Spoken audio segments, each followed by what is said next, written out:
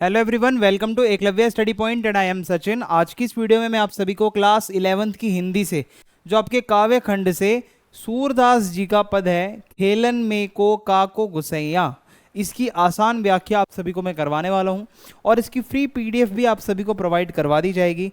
तो चलिए वीडियो को आगे बढ़ाते हैं। जो न्यू सेशन के बच्चे हैं 2024-25 के, उनके लिए ये वीडियो है। और अगर आपको कोई भी क्वेरी हो, आपको कुछ पूछना हो तो इंस्टाग्राम पे आप मैसेज करके पूछ सकते हैं। यूज़र नेम आप सभी के सामने दिया हुआ है।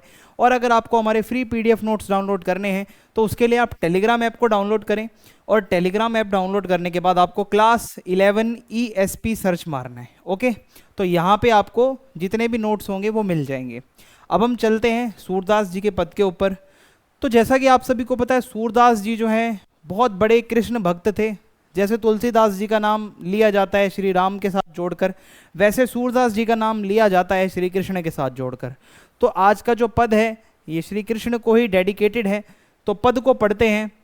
खेलन में को काको गुसैया, हरिहारे जीते श्री दामा, बरबस ही कत करत रिसैया।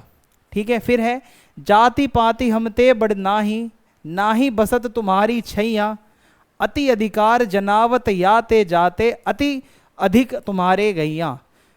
फिर है रूठे ही करे तासों को खेले, रहे बैठी जहाँ तह गवैया, सूरदास प्रभु खेलियो ही चाहत, दाओ दियो करी नंद दुहैया। अब ये क्या है, ब्रज भाषा है। ठीक है, और इसके अंदर क्या बताने की कोशिश हो रही है, कौन क्या बोल रहा है, वो मैं आपको समझाता हूं। तो देखो, सबसे पहले आपको संदर्भ पता होना चाहिए। जब आपके पेपर में व्याख्या करने को आती है तो संदर्भ में आप लिखोगे कि ये जो पद है ये हमारी पाठ्य पुस्तक अंतरा भाग 1 में संकलित है और इसके रचयिता है सगुण उपासक कृष्ण भक्त कवि सूरदास, जो कृष्ण जी की उपासना करते हैं।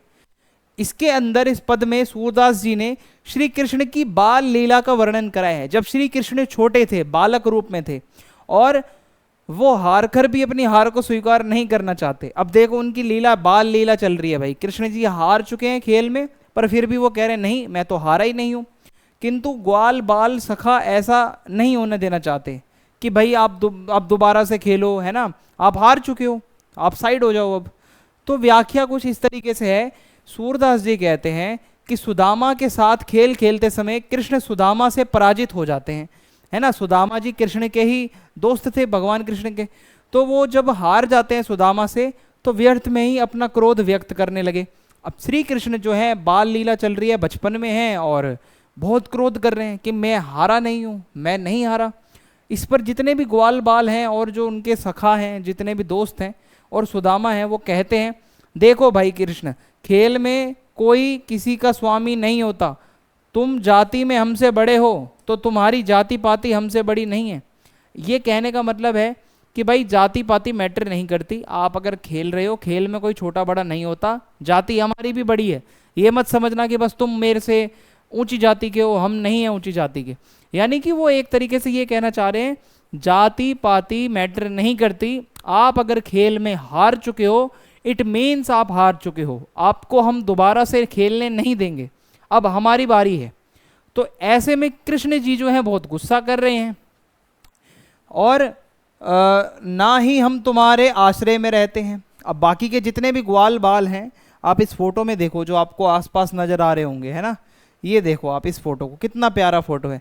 ये जितने भी ग्वाल बाल हैं ये सारे अब श्री कृष्ण को घेर कर खड़े हैं और कहते हैं सुनो कान्हा, हम तुम्हारे छैया में नहीं रहते हैं, हम तुम्हारे आश्रय में नहीं रहते। यदि तुमको इस बात का घमंड है कि तुम नंद बाबा के पुत्र हो तो हम भी उनसे जाति बिरादरी में नीचे नहीं हैं। आप इस बात का घमंड नहीं कर सकते कि आप नंद बाबा के पुत्र हो, जाति में ऊंचे हो। ये यहाँ नहीं चलेगा। आप अगर जाति में ऊंचे हो तो जाति में हम भी ऊंचे हैं। नंद बाबा भी अहीर हैं और हम भी अहीर कुल के ही हैं, अतः हम तुम्हारे अधीन नहीं आते। तुम यादव हो, हम भी यादव हैं, हम भी यदुवंशी हैं, हम भी अहीर हैं। लेकिन अगर आप ये बोलते हो कि खेल खेल में मैं तो ऊंचा हूं तुम नीचे हो, तो ये नहीं चलेगा। आप बेशक नंद बाबा के लाल होंगे, लेकिन आप हमारे दोस्त हो और आप खेल में हारे हो और अपनी हार को स्वीकारो। लेकिन श्री कृष्ण ये सब मानने को तैयार ही नहीं थे। तो आगे वो कहते हैं कि यदि तुम इस बात पर अधिकार दिखा रहे हो कि तुम्हारे पास हमसे अधिक गाय हैं, तो इससे हम स्वीकार नहीं करते। जो खेल में बेईमानी करता है अथवा क्रोधित होता है उसके साथ खेलना ही उचित नहीं है। अब बाकी के ग्वाल बाल ये कहते हैं कि सुनो कृष्ण, अगर तुम जो ये सोच रहे हो कि तुम्हारे पास गाय हमसे ज्यादा हैं, इस वजह से तुम अकड़ रहे हो, अधिकार जमा रहे हो, तो बात सुन लो कान खोलकर कि अगर जो भी कोई ऐसा है जो खेल में अगर सही से नहीं खेलता, बेईमानी करता है या हारने के बाद गुस्सा करता है, हम उसके साथ खेल ही नहीं खेलेंगे।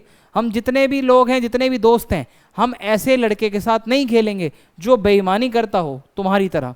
तो सभी ग्वाल बाल बहुत ज़्यादा गुस्से में हैं। आप देख सकते हो यहाँ पे आप अगर देखोगे तो सारे ग्वाल बाल यहाँ पे बैठे हुए हैं किस तरीके से, और श्री कृष्ण भी अपने धुन में हैं। ओके, अब आगे देखते हैं। अतः सभी ग्वाल बाल जहाँ तहाँ बैठ गए, खेल रुक गया। अब होता क्या है, कृष्ण खेलना भी चाहते हैं भाई। अब भाई बेईमानी तो वो कर रहे हैं, बाल लीला चल रही है, तो कृष्ण खेलना चाहते हैं। तो सूरदास जी कहते हैं कि ऐसी स्थिति में कृष्ण ने अपनी हार स्वीकार करके और आगे ऐसा व्यवहार ना करने के लिए नंद बाबा की सौगंध खाकर दाव देना स्वीकार कर लिया। अब यहाँ पे क्या होता है, अब भगवान श्री कृष्ण है, वो बाल लीला चल रही है। अब इतना सब सभी को क्रोधित होकर देखकर कृष्ण जी ये कहते हैं, चलो ठीक है, मैं खेलना चाहता हूँ और मैं आप सभी को दाव देने के लिए तैयार हूँ। आगे से ऐसा कोई गुस्सा नहीं करूँगा और मैं नंद बाबा की कसम खाता हूँ, सौगंध खाता हूँ कि मेरे यहाँ से दोबारा भी ऐसा व्यवहार नहीं होगा। तो इसी के साथ में आप जो है खेल को आगे बढ़ाओ, खेल को रोको मत, खेल को ना रोका जाए। ओके, तो इसी के साथ छोटा सा पद था जो आपको मैंने समझा दिया है। सूरदास जी का एक और पद है, मैं सेपरेट इसलिए करा रहा हूँ ताकि आपको कोई कन्फ्यूज़न ना हो। ठीक है, तो वीडियो को आप ज़्यादा से ज़्यादा शेयर करें, चैनल सब्सक्राइब करें, वीडियो को लाइक करें। कमेंट बॉक्स में आप अपना फीडबैक जो है वो डाल सकते हैं अगर आपको वीडियो अच्छी लगी हो तो। जय हिंद, जय भारत, मिलते हैं नेक्स्ट वीडियो में।